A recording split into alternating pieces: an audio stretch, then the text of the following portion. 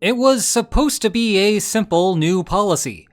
NATO allies will be spending 5% of GDP on defense, up from the existing 2% target.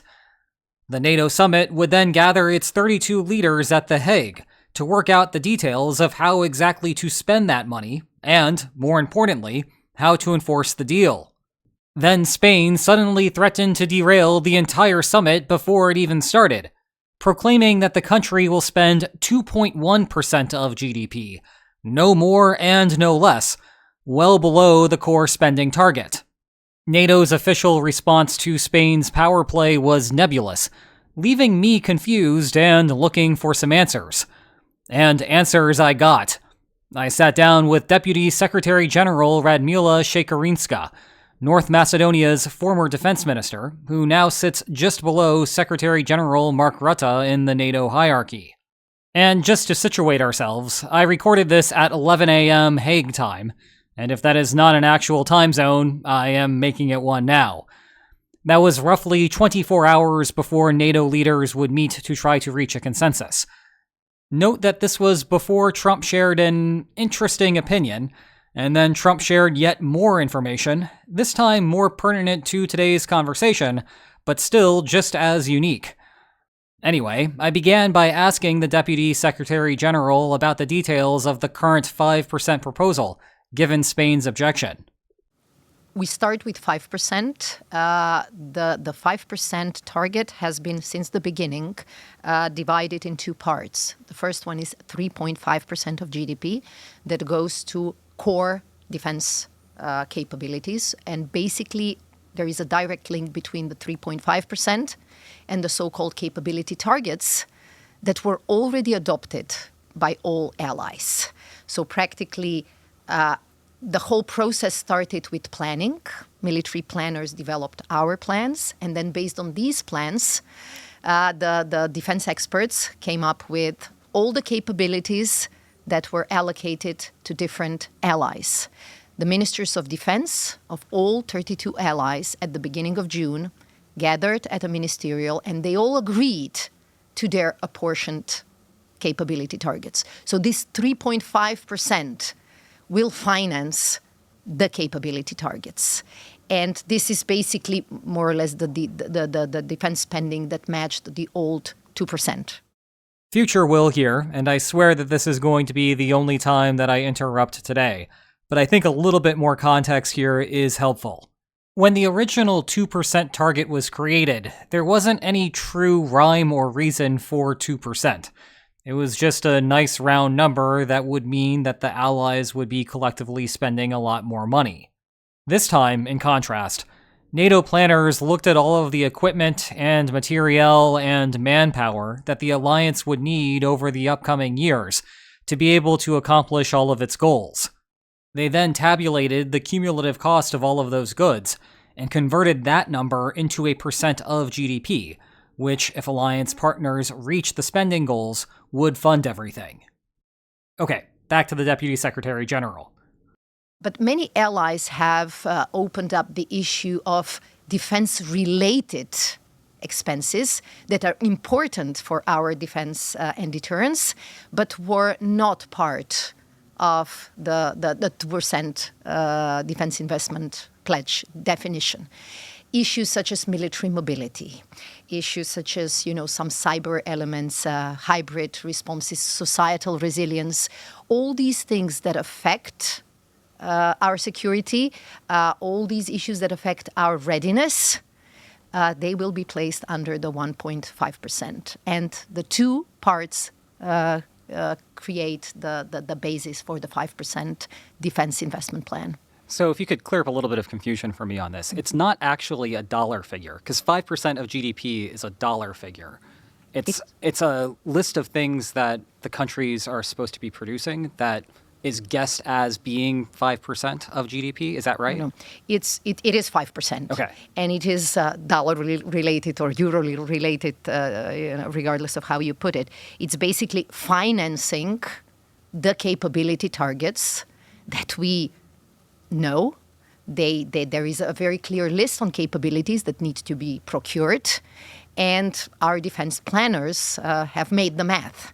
So basically, and this is how the burden sharing has been created, so that when we know all the capabilities that are needed across the alliance, we were able to deliver the specific list for every ally so that the burden is shared among them equally. So when Spain says that it can accomplish this at a lower spending threshold, we're going to see what happens, and then from there will be a decision made? Yeah, on this we have disagreed. We believe that, for the capability targets, all allies will need the 3.5%. Okay. Well, given that there is a list of new construction, new capabilities, and so forth, broadly speaking, it's going to be the European Union countries as well as Canada that's going to be comprising the vast majority of that new spending. And broadly speaking, you could have two different pathways to produce new capabilities. You could continue focusing on the comparative advantages that each of the member states has and use those to complement U.S. strengths, which is essentially the game plan that NATO has had for the last 75 years. An alternative system would be to develop redundancies inside of Europe to match what the United States already does. Is the alliance going in one of those directions or another, or some combination thereof? What our planners worked on was a political message, or a political, in a way, instruction that we need an alliance that will be stronger than it is now, which meant increasing capability targets practically for everyone. But then we also talk about a fairer alliance, which means that the burden has to be divided equally, which means European allies and Canada need to do a bit more than what they were used to, because the balance has to be there. So these were the planning preconditions that they have used in their planning. So it will be definitely all allies increasing their capabilities. The level of ambition is higher for everyone, but European allies and Canada also making up for some of the disbalance in the past. But is it largely going to be focusing still on the comparative advantages of each of the members? Each ally has received a specific set of capabilities, usually in areas where they are stronger, better. We need a quantum leap, but we need a rational quantum leap. But of course, they will have to do more than they're used to. So there is a bit of an additional effort expected of everyone. Let's pivot to the monitoring and enforcement of the 5% target, both in terms of the pure accounting procedures here and the timing of the checkpoints on what's going on. We've heard a couple of different things about the checkpoints specifically. Originally, it seemed to be a discussion about a yearly check-in and the Secretary General being concerned about the hockey stick problem where spending is flat and then at the target year it just suddenly jumps up and the bad things that come along with that. But then I've also heard about 2029 as being a specific checkpoint. What's going on with that? Well, generally, the hockey stick problem is a combination of, experiences in the past, but also an issue that some allies have raised, that even if they commit to an increased defense spending today, there is a certain delay in the expenses because of, the constraints of the defense industry, which is why during the summit we are discussing spending more, but we are also discussing producing more. And this is why the focus was very much industry. This is why we have the industry forum as well, so that we can have industry production that matches the additional funds. And this is why some allies have said that it is very difficult to predict how the pace will be going. But we will have, as in the past, allies reporting on where they are in terms of procurement, but it's not just procurement, it's in terms of training, recruitment, retaining of personnel policy, exercises, all these things affect our deterrence and defense.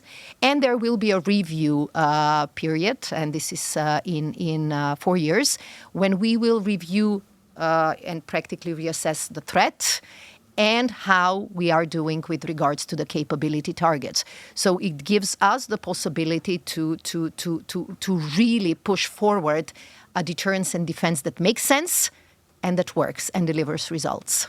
Well, we only have a couple of minutes left, so let me just pivot to perhaps the biggest and hardest question of all here. Monitoring is one thing, but then what happens if you're monitoring and you observe that there isn't compliance and countries are not meeting the target? What would you say to some skeptical constituents out there who might be seeing all of the spending going on around them and thinking to themselves, well, now is the perfect time to free ride? Some have tried and it didn't work. It came with a vengeance. War has returned to the European continent, and we cannot be naive and we cannot be blind to this. I think the big, strong message to every ally is actually not just what we are saying, not just what we are agreeing upon, but the clear and present danger. The threat that all allies agree on is not going to disappear. It's not going away. The way Russia is reconstituting its war economy, the way they're investing in additional troops, but also in additional weapons, in ammunition, this sends a very clear signal to the alliance that we have to prepare and we have to be stronger so that we can deter our adversaries. And this is, I think, the main message to everyone. The threat is real. Our response has to be even more real.